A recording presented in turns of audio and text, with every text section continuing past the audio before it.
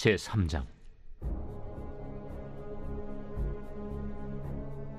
디베르 황제가 통치한 지 15해, 곧 본디오 빌라도가 유대의 총독으로, 헤롯이 갈릴리의 분봉왕으로, 그 동생 빌립이 이두레와 드라고니 지방의 분봉왕으로, 루사니아가 아빌레네의 분봉왕으로, 안나스와 가야바가 대제사장으로 있을 때에 하나님의 말씀이 빈 들에서 사가랴의 아들 요한에게 임한지라. 요한이 요단강 부근 각처에 와서 죄 사함을 받게 하는 회개의 세례를 전파하니 선지자 이사야의 책에 쓴 바, 광야에서 외치는 자의 소리가 있어 이르되 너희는 주의 길을 준비하라. 그의 오실 길을 곧게 하라. 모든 골짜기가 메워지고 모든 산과 작은 산이 낮아지고 굽은 것이 곧아지고 험한 길이 평탄해져질 것이요 모든 육체가 하나님의 구원하심을 보리라. 요한이 세례 받으러 나아오는 무리에게 이르되, 독사의 자식들아, 누가 너희에게 일러 장차올 진노를 피하라 하더냐? 그러므로 회개에 합당한 열매를 맺고 속으로 아브라함이 우리 조상이라 말하지 말라. 내가 너희에게 이르노니 하나님이 능히 이 돌들로도 아브라함의 자손이 되게 하시리라. 이미 도끼가 나무 뿌리에 놓였으니 좋은 열매 맺지 아니하는 나무마다 찍혀 불에 던져지리라.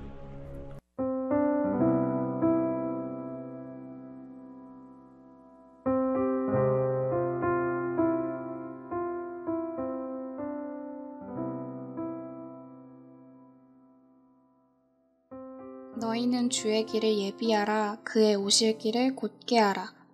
광야로부터 외치는 자의 소리가 울려 퍼집니다. 말라기를 끝으로 약 400년간 하나님이 침묵하셨던 유대 땅에 드디어 하나님의 말씀이 선포된 것입니다. 오늘 본문 4절에 선지자 이사야의 책에 쓴 바 하고 이어지는 5절과 6절의 내용은 이사야서 40장에 동일하게 기록되어 있습니다. 광야에서 외치는 자의 소리가 있으리라. 이사야의 예언이 요한을 통해 성취된 것입니다. 세례 요한은 주의 길을 예비하고 그의 오실 길을 곧게 하라는 메시지를 던지며 죄사함으로 나아가게 돕는 회개의 세례를 전파합니다. 요한의 외침에 무리들이 그에게 세례받기 위해 나오는데요. 요한은 도리어 독사의 자식들이라는 독설로 그들을 다그치고요. 8절에 속으로 아브라함이 우리 조상이라 말하지 말라며 일침을 날립니다. 세례를 받으러 나아왔다가 되려 혼쭐이 난 이 무리는요, 마태복음 3장 7절과 요한복음 1장 19절을 보시면 알 수 있듯이 바리새인과 사두개인들이었습니다. 이들은 자신들이 가지고 있는 아브라함의 자손이라는 혈연적인 계보와 종교적 특권으로 하나님의 심판으로부터 벗어날 수 있을 것이라고 생각했습니다. 자신들이 아브라함의 혈통을 따르는 선택받은 백성이라는 것이지요. 율법을 따르기 때문에, 할례를 받았기 때문에 그 행위만으로 구원을 받을 수 있을 것이라고 착각한 것입니다. 그러나 오직 진노를 모면하기 위해 세례를 받으러 나아오는 무리에게 세례 요한은요, 독사의 자식이라는 말로써 허울뿐이고 모양뿐인 회개는 그들을 여전히 죄 가운데 있게 한다는 사실을 깨닫게 하고요. 그러니 열매를 맺는 진정한 회개로 주님의 오실 길을 준비하라고 선포하는 것입니다. 고대에는 왕이 행차하실 때 골짜기나 높은 산, 굽고 험한 길로 인해 어려움을 겪지 않도록 행로를 평탄하게 만드는 것이 흔한 일이었다고 합니다. 너희는 주의 길을 준비하라. 그의 오실 길을 곧게 하라. 왕으로 오신 예수 그리스도를 우리 마음에 맞이하기 위해 우리가 해야 하는 일이 있습니다. 그것은 그가 오실 길을 곧게 하는 것입니다. 왕의 행차를 위해 왕의 사자가 먼저 길을 예비하고 평탄하게 하는 것처럼 합당한 열매를 맺는 회개를 통해 예수 그리스도를 우리 인생의 왕으로 맞이할 수 있도록 준비해야 하는 것입니다. 오늘 묵상 질문입니다. 오늘 내가 가정과 일터에서 맺어야 할 회개에 합당한 열매는 무엇입니까? 골짜기가 메워지고 모든 산과 작은 산이 낮아지며 굽은 것이 곧아지는 이 평탄의 과정은요, 간단한 보수 정도의 의미는 아닐 것입니다. 그것은 완전한 변화에 대한 의미를 가지고 있습니다. 우리가 마주해야 하는 진정한 회개에도 동일한 의미가 담겨 있습니다.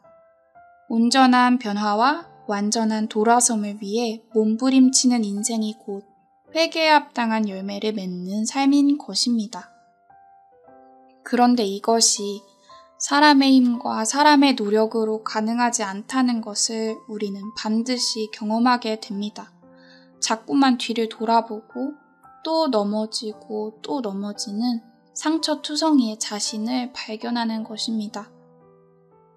그런데요, 죄와 싸우는 치열한 시간 속에 저는 단 한순간도 혼자였던 적이 없었다는 것을 묵상하게 되었습니다.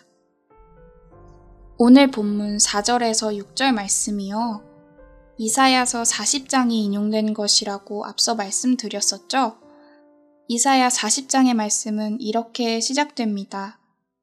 너희의 하나님이 이르시되 너희는 위로하라. 내 백성을 위로하라. 이 말씀은요, 바벨론의 포로로 있던 이스라엘 백성들을 향해 선포된 위로의 말씀입니다. 포로였던 이스라엘 백성이 자유를 얻을 것이며 반드시 회복될 것이라는 약속의 말씀인 것입니다.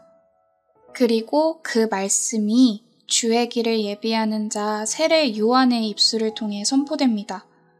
죄의 자식으로, 죄의 종으로 그렇게 살아갈 수밖에 없는 우리에게 영원한 제사장이신 예수 그리스도께서 죄로부터의 자유와 회복을 선물하신다는 기쁨의 소식입니다. 죄로부터 완전히 뒤돌겠다 하나님 앞에 고백하는 그 순간 시작되는 것은 놀라운 회복의 역사입니다. 주의 길을 예비하고 곧게 하는 그 모든 시간 동안에 하나님이 동행하시며 인도하실 것입니다. 오늘 우리에게 주어진 모든 삶의 자리에서 회개에 합당한 열매를 맺으며 다시 오실 예수님의 길을 예비하시는 저와 너나들이 성도님들 되시길 기도합니다. 또한 그 과정에서 위로하시고 회복시키시는 하나님의 사랑을 온전히 누리시기를 소망합니다. 기도하시겠습니다. 너희는 주의 길을 예비하라.